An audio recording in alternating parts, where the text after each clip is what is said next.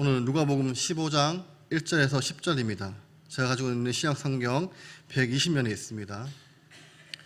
누가복음 15장 1절에서 10절입니다. 제가 가지고 있는 신약 성경 120면에 있습니다.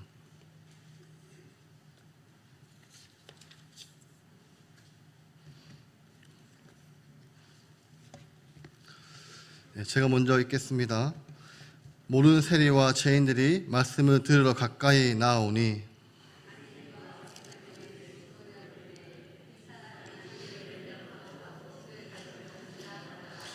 예수께서 그들에게 이 비유로 이르시되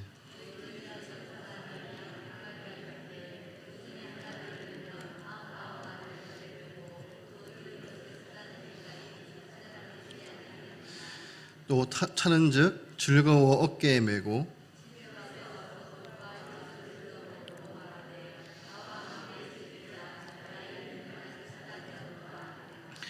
내가 너희에게 이르노니 이와 같이 죄인 한 사람이 회개하면 하늘에서는 회개할 것 없는 의인 99으로 말미암아 기뻐하는 것보다 더하리라.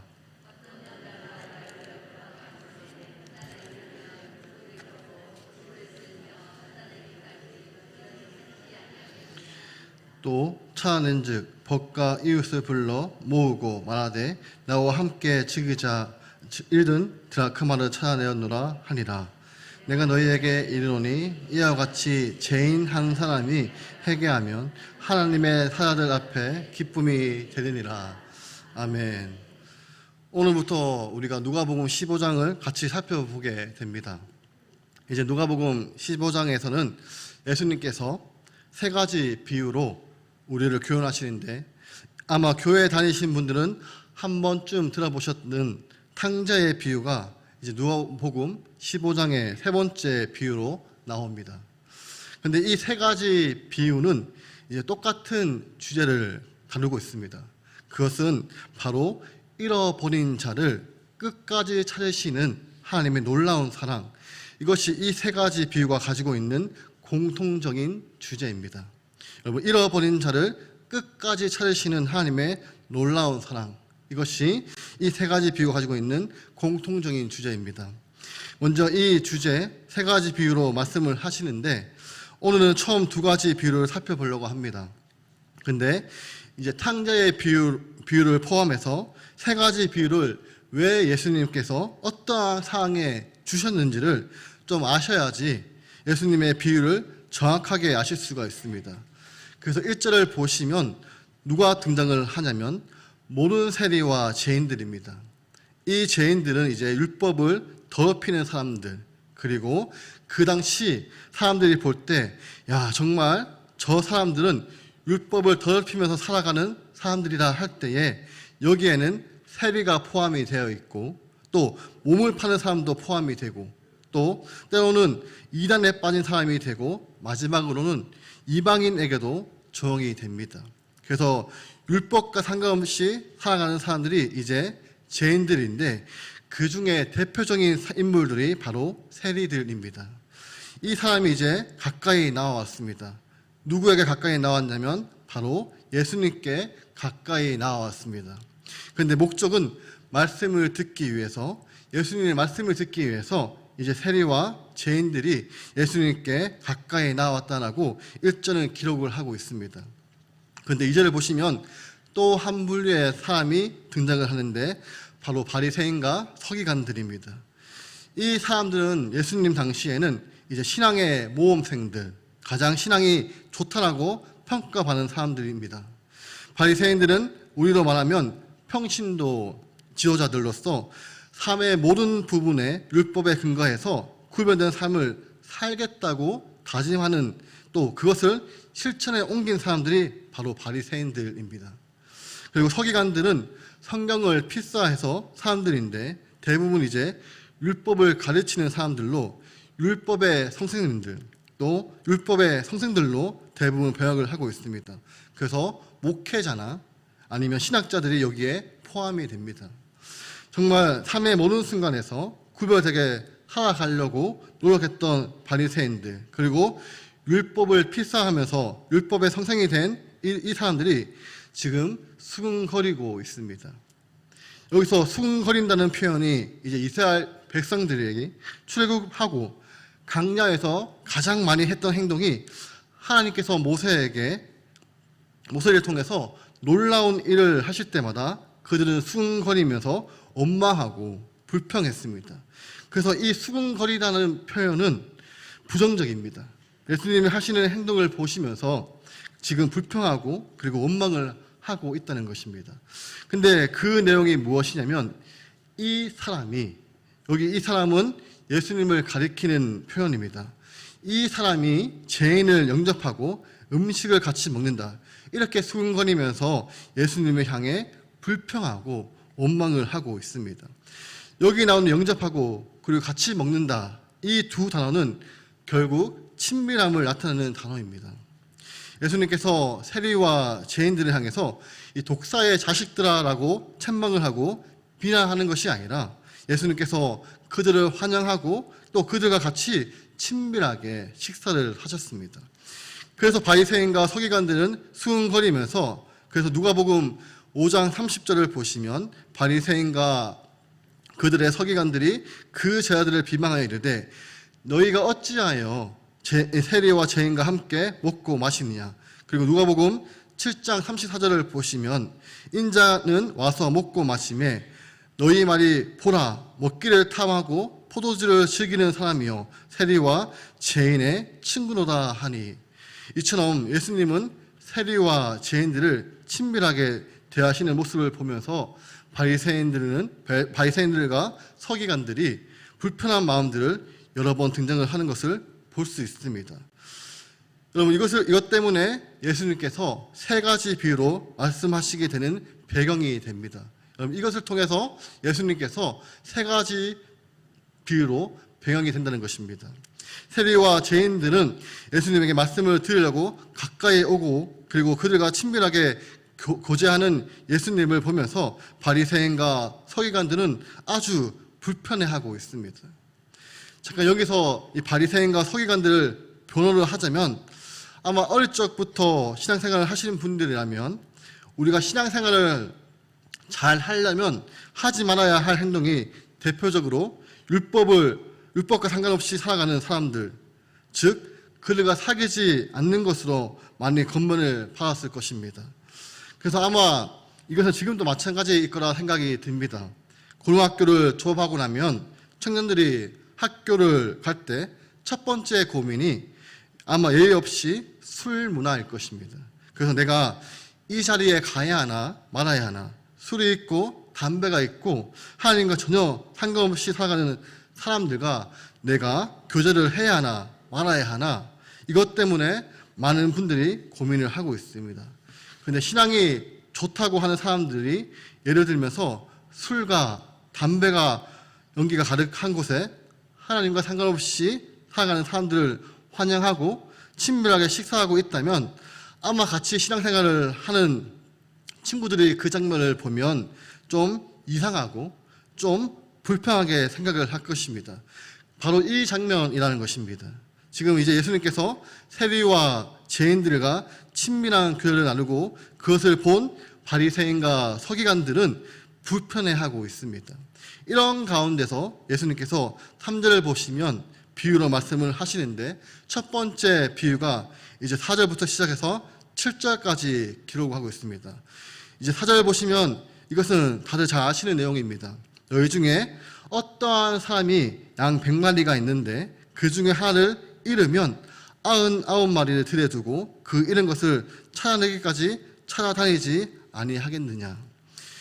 여러분, 어떠한 사람이 양 100마리가 있습니다. 그런데 한 마리를 잃어버렸습니다. 그렇다면 하나와 100을 비교해 보면 하나는 남아있는 숫자에 비하면 아주 미미한 존재입니다. 그래서 지금 100 중에 하나를 잃었습니다.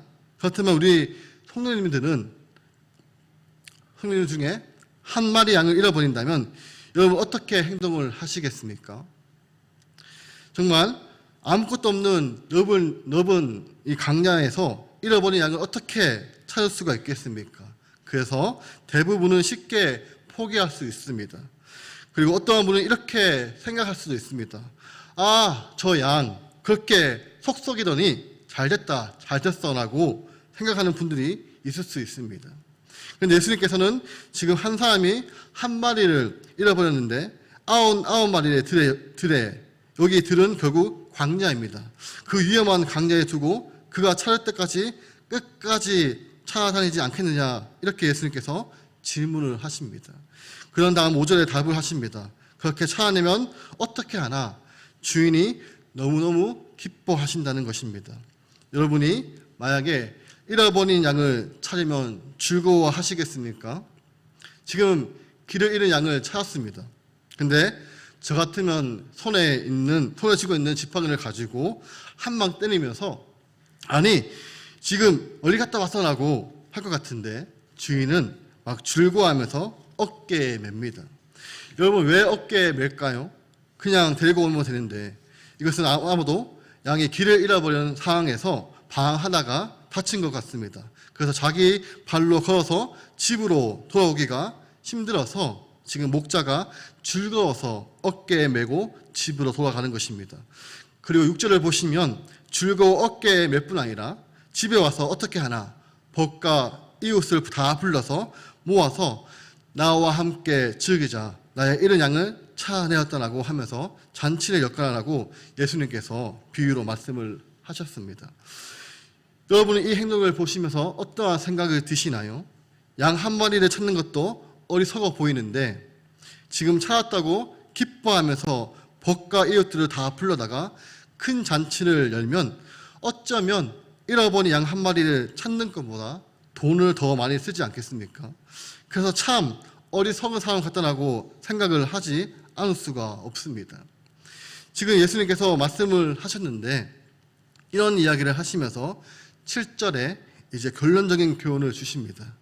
이 비유를 통해서 가르치는 것이 무엇이냐면 우리 7절을 다 함께 읽어보겠습니다. 7절입니다. 내가 너희에게 이르노니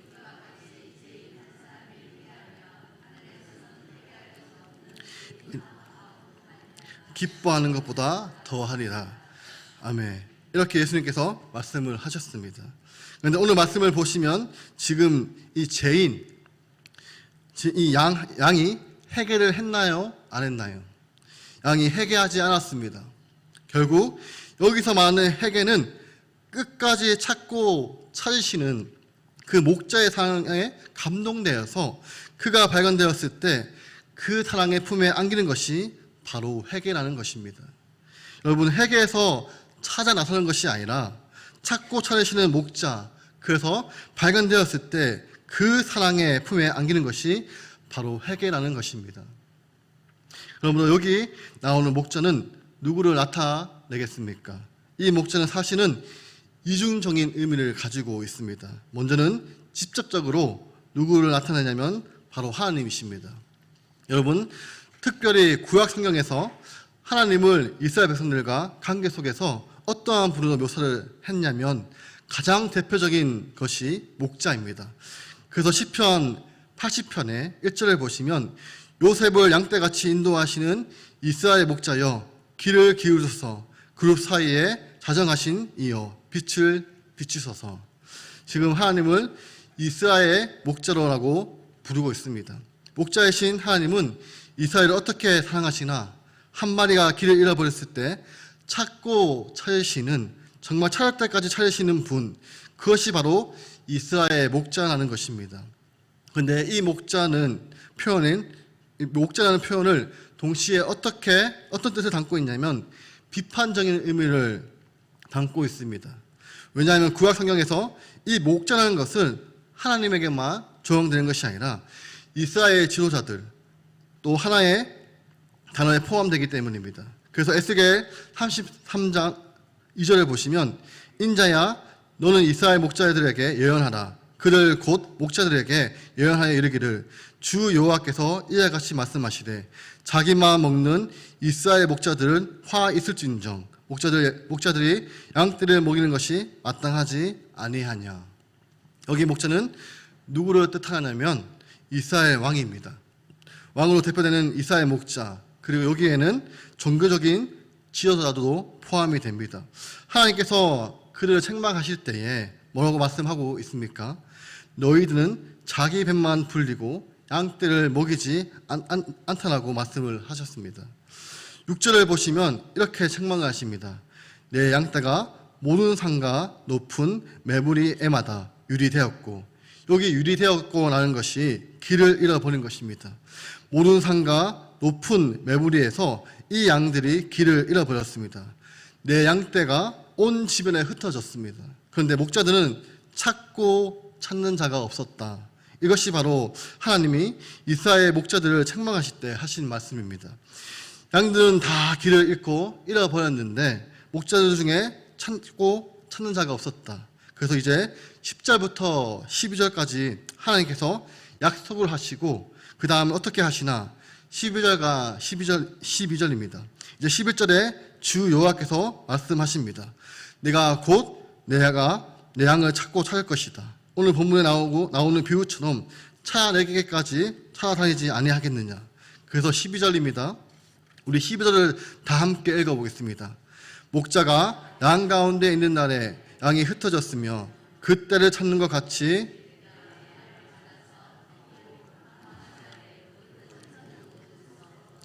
건져냈지니라. 아멘. 이렇게 하나님께서 친히 예언을 하셨습니다. 그리고 예수님은 바로 이 말씀을 성취하기 위해서 오신 분이십니다. 여러분, 예수님께서 말씀을 하셨습니다. 잃어버린 자를 목자이신 하나님은 찾고 찾으시지만 당시 이스라엘 지도자들은 어떻게 했냐면 자기 뱃만 부르게 하고 양들이 흩어졌는데도 찾고 찾는 자가 없었고, 바로 이런 상황 속에서 하나님이 보내신 구원자이신 예수님은 누구신가? 바로 선한 목자가 되셔서 하나님의 사랑으로 잃어버린 양들을 찾으시는 일을 감당하실 것이라는 것입니다. 그래서 그 결과로 바로 세리와 죄인들이 예수님께 가까이 나와서 그분의 말씀을 듣고 있다는 것입니다. 이제 8절을 보시면 두 번째 비유가 나옵니다. 같은 내용인데 이제는 여인입니다. 여인이 10드라크마, 여기 나오는 드라크마는 그리스 인전입니다. 그래서 한 데나리오, 즉 노동자 하루 품삯입니다. 그래서 하루 일당을 10만으로 해서 10드라크마로 하면 한 100만 원 정도 됩니다. 그런데 그 여인이 그 중에 하나를 잃어버렸습니다. 그래가지고 이제 등불을 켜고 집을 쓸며 찾아내기까지 부지런히 찾지 않겠느냐라고 말씀을 하셨습니다. 여러분, 혹시 8월 4일에 선교사님 설교를 혹시 기억하시나요? 아들이 무선 이어폰, 줄 달리는 거 말고요, 무선 이어폰, 이 무선 이어폰을 이제 자다가 잃어버렸습니다. 그리고 정말 밑을 다 하사시 이거 찾고 찾았는데, 심지어 의자를 들쳐서 찾아보았지만 없어가지고 이제 포기하려고 가려고 할 때 남자 승무원이 이제 찾아줄 때 선교사님의 아들이 모습을 보면서 정말 기뻐하는 모습을 볼 때, 아, 정말 잃어버린 것을 찾을 때 이런 모습이라고 설교를 하셨습니다. 혹시 기억을 하시나요? 우리도 예를 들어서 기증품을 그것을 잃어버리면 어떻게 합니까? 불을 켜고 정말 온 집을 샅샅이 흩으면서 찾아내지 않겠습니까? 그런데 이제 9절 보시면 이제 찾았습니다. 찾으니까 벗과 이웃을 불러 모아서 큰 잔치를 여는 것입니다. 나와 함께 즐기자, 이런 드라크마를 찾았다. 여러분, 이런 모습을 보고 여러분은 어떠한 생각이 드십니까? 잃어버린 것도 답답한데 지금 찾았다고 잔치를 베풀고 있습니다. 정말 바보 같다라고 생각이 들지 않습니까? 아니, 10만 원을 찾아가지고 지금 벗과 이웃을 불러서 잔치를 열면 라면을 끓여도 10만 원을 넘게 먹을 것 같은데, 아니 이게 뭐 찾는 것보다 더 많은 돈을 쓰는 이 여인을 보면서 참 바보 같은 여인이라고 생각이 들지 않습니까? 그런데 여러분, 우리 하나님은 우리를 어떻게 사랑하시나? 바보같이 우리를 사랑하십니다. 이성적으로 사랑하는 것이 아니라 바보같이 사랑하시는 분이 우리 하나님 아버지라는 분이십니다.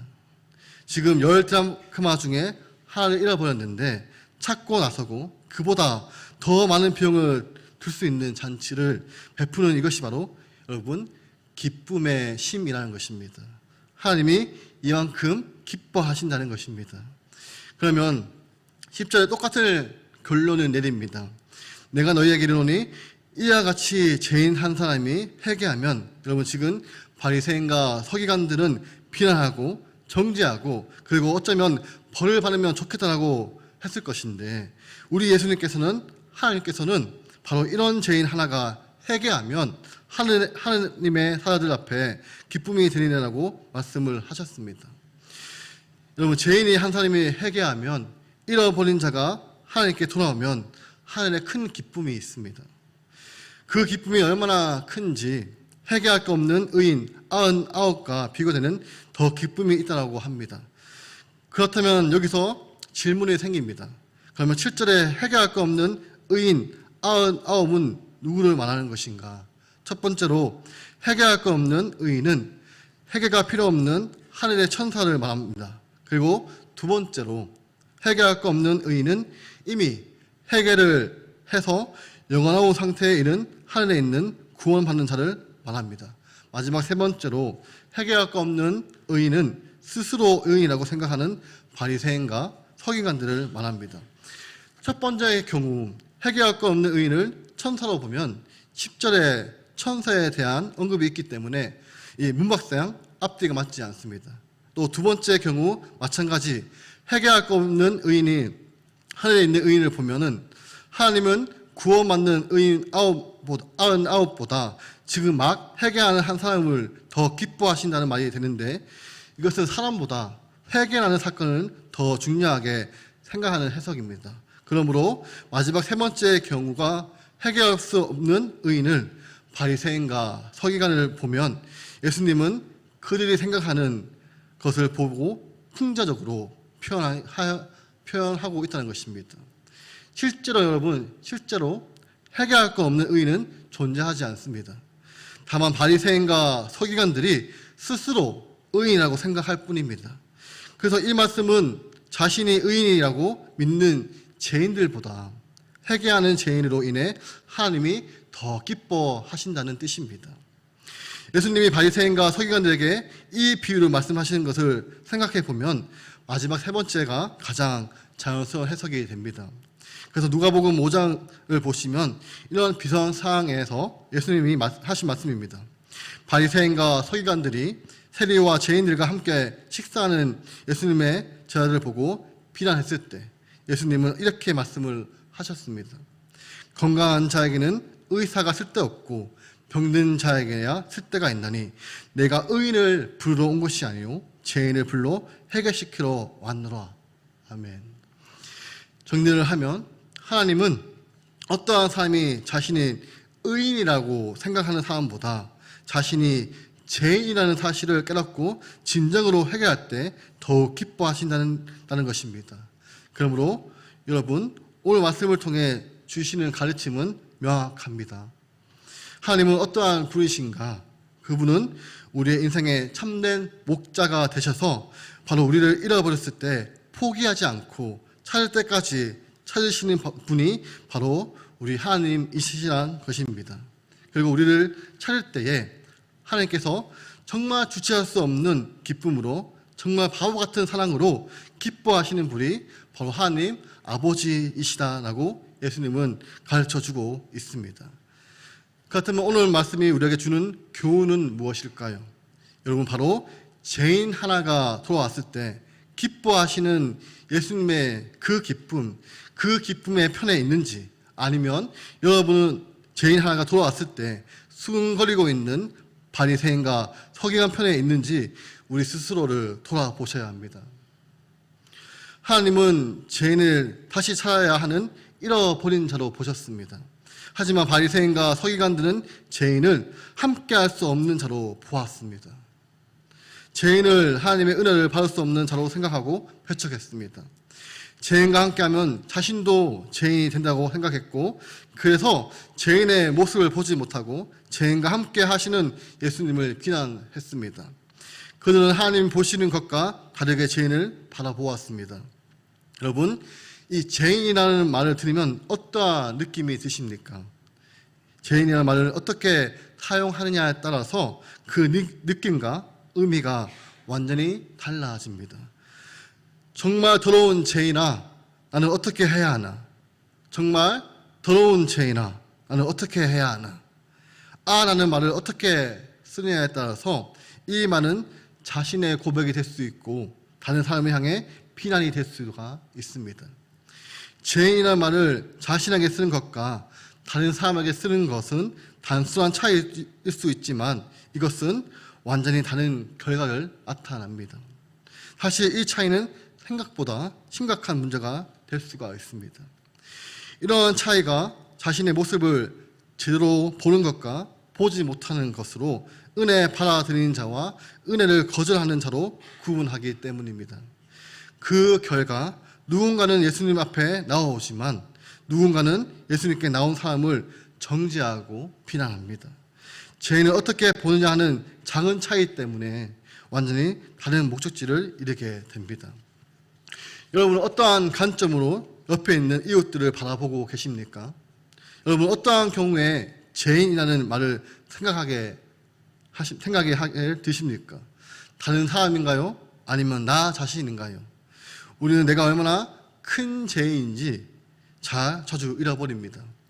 나는 저기 있는 저 나쁜 사람보다 괜찮기 때문에, 더 잘났기 때문에, 더 옳았기 때문에 그래서 하나님이 받아주신 것처럼 착각합니다.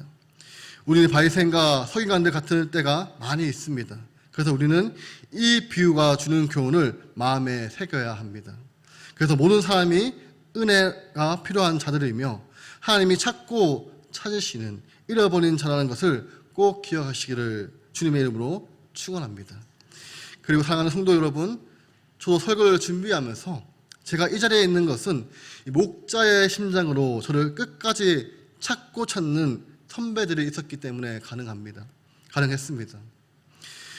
여러분 청소년 시절이나 청년의 시절에 한 번씩 빗나가지 않는 사람이 누가 다 있을 것입니다.